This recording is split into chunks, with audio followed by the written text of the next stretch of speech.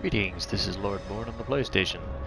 This is my second attempt on the 3 to 8 core mining challenge. I don't have 8 limpets, I have 4, but I do have some materials to synthesize.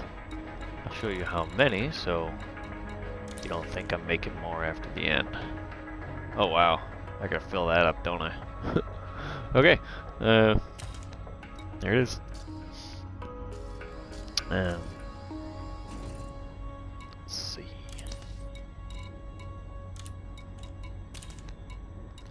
So the nearest, I'm gonna target that hotspot and fly to it. And there's nothing else around here. See, there's that.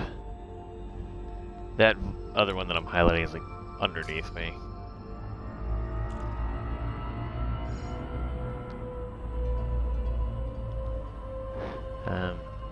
I'm actually going to try to start this on 12:30 on the dot, so just, I guess, fast forward to then.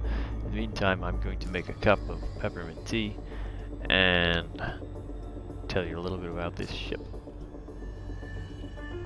Just got to get into position first. This is an Imperial Eagle, which is purpose-built to help people who are doing their own core mining adventures, and they just need some help prospecting stuff and finding things. Maybe they didn't get a lot of engineering done, so they can't really go fast. And I figured that instead of helping them by just mining a few dozen kilometers away and then giving them the stuff, which I want to do, I would help them by being the first to find the rock and then prospecting it, you know, cracking it open and being leaving all the little chunks there for them to scoop up. I tried this out with a buddy of mine and it actually works out surprisingly well. So it's a fun little ship. I mean, yes, it's engineered with dirty drag drives, and it's essentially a couple of mining tools strapped to a thruster, but at large it does its purpose very well. It doesn't overdo it. I'm not flying you know, a crate 2 or cutter or any of that stuff. It's just supposed to have its one little function and kind of keep it there. Ah, crap. Alright, well, I guess here we go. Let's see, starting, let's just call it 12:29 on the nosy.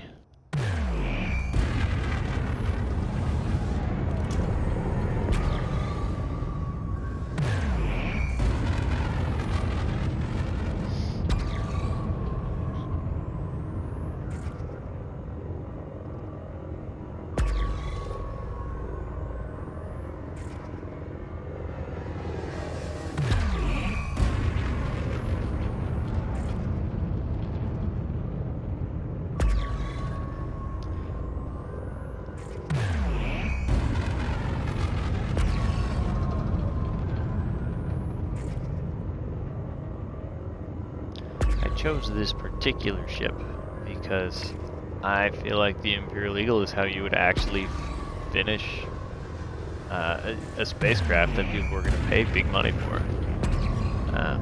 It's all this brushed metal, kind of clean lines, a little bit of that whole bright blue lights in your face and the blackness of space thing going on, but it's forgivable. I really like the maneuverability. I like the speed.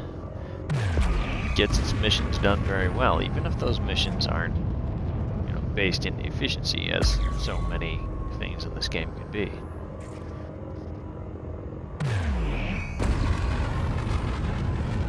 There's a strong chance that this ship is actually too fast to do this right now. I can only watch so many rocks.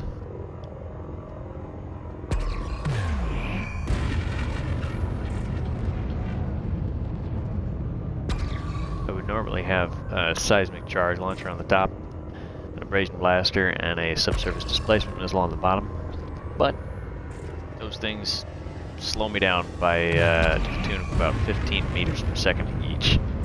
So So just for this exercise, I've taken them off, left them at the station, and kept the scanner and the prospector.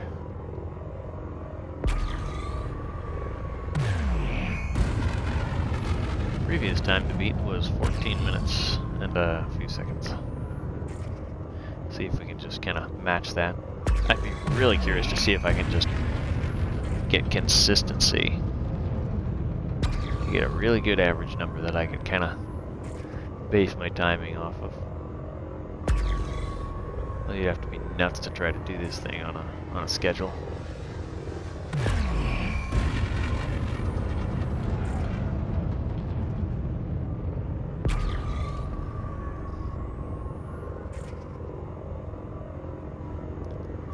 The other ship I was in for my first attempt, the Asp Explorer, that thing.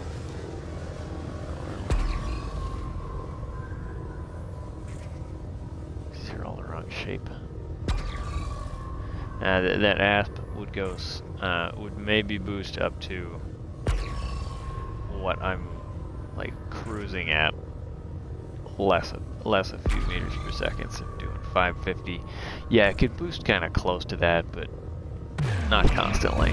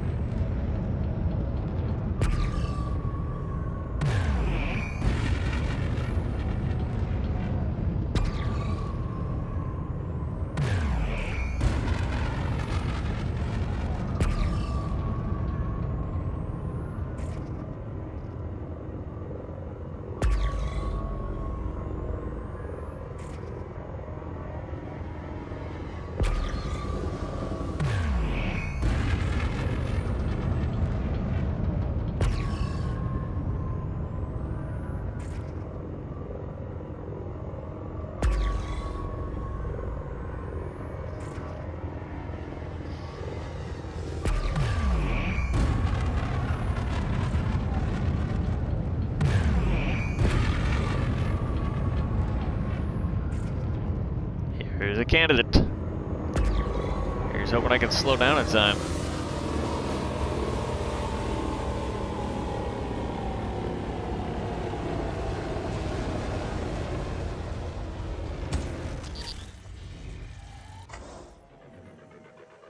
Be more careful with these things.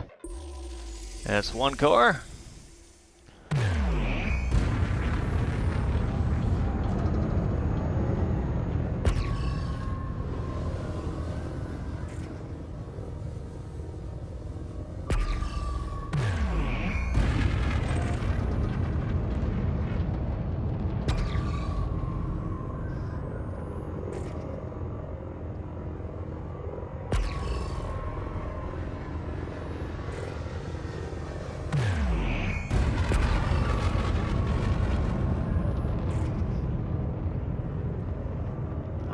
Advanced plasma accelerators are ready for action.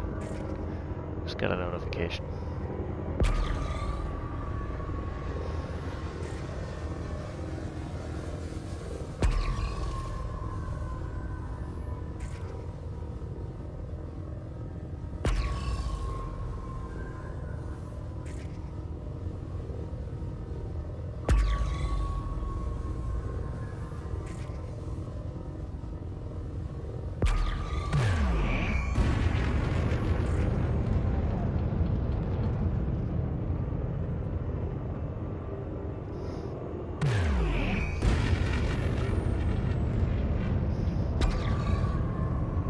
That doesn't work sometimes.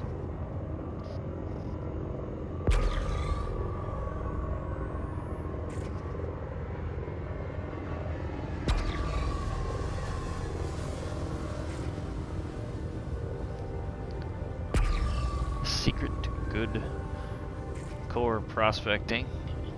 Efficient, swift mining is not a secret at all these days, unless you haven't heard it.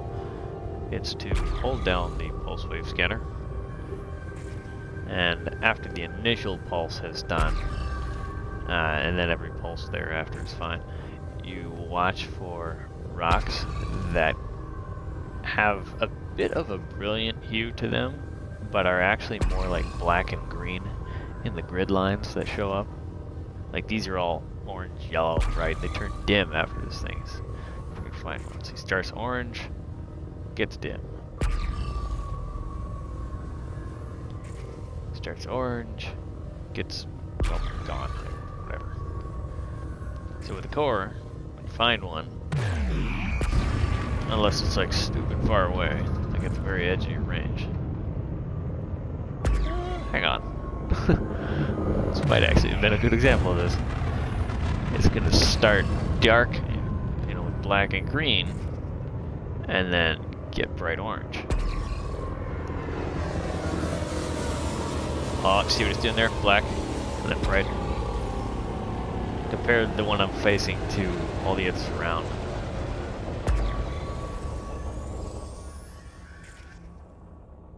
Oh yeah, that's real good. A little bit of prospector on that.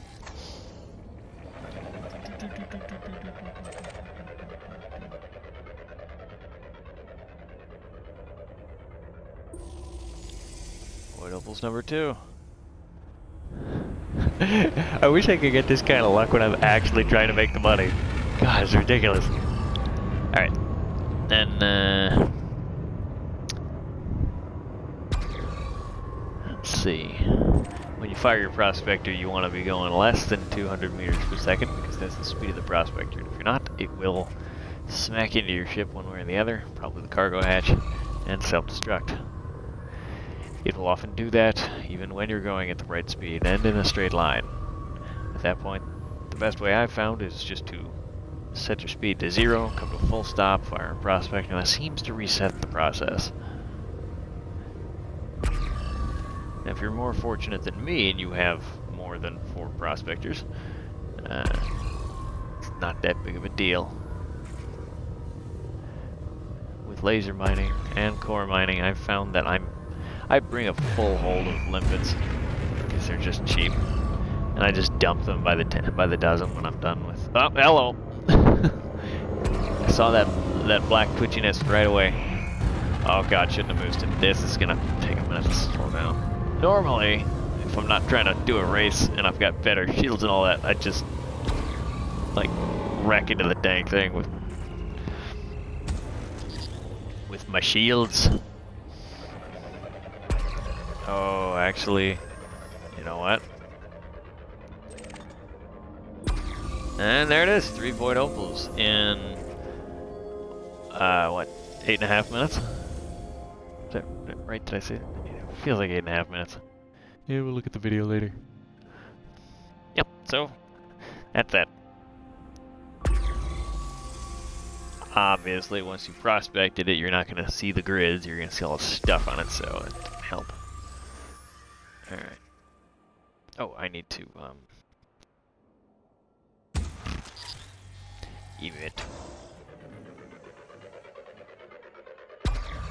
Okay, prospector is no longer on that rock. So you can see this one in the background that I'm facing now, under the orange arc. That thing's orange, and then it becomes brighter yellow, but only just. And oh, okay, that's great. You can also see some of the blackening there.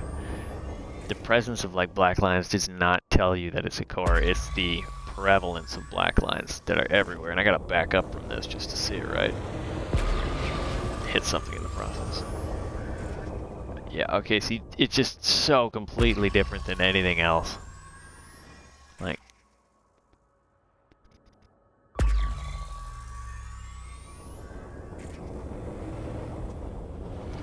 and as others have shown in the past.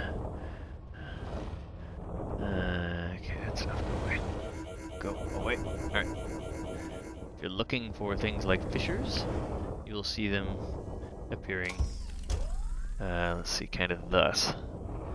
They'll look like just nasty cracks in this thing. I mean, here's a there it is, sorry. This is it. It wasn't that thing I was showing you before. This is it right here.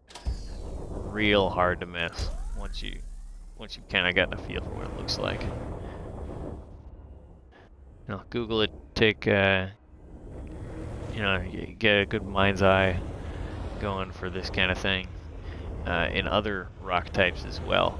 I guess all 4 of the rings have their own have their own model, and each core, there's exactly one model in each ring type: rocky, icy, metallic, metal rich.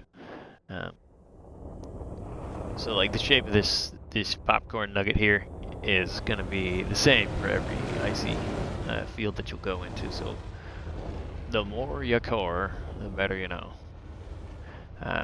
Obviously, surface deposit right there. That's about all there is to say.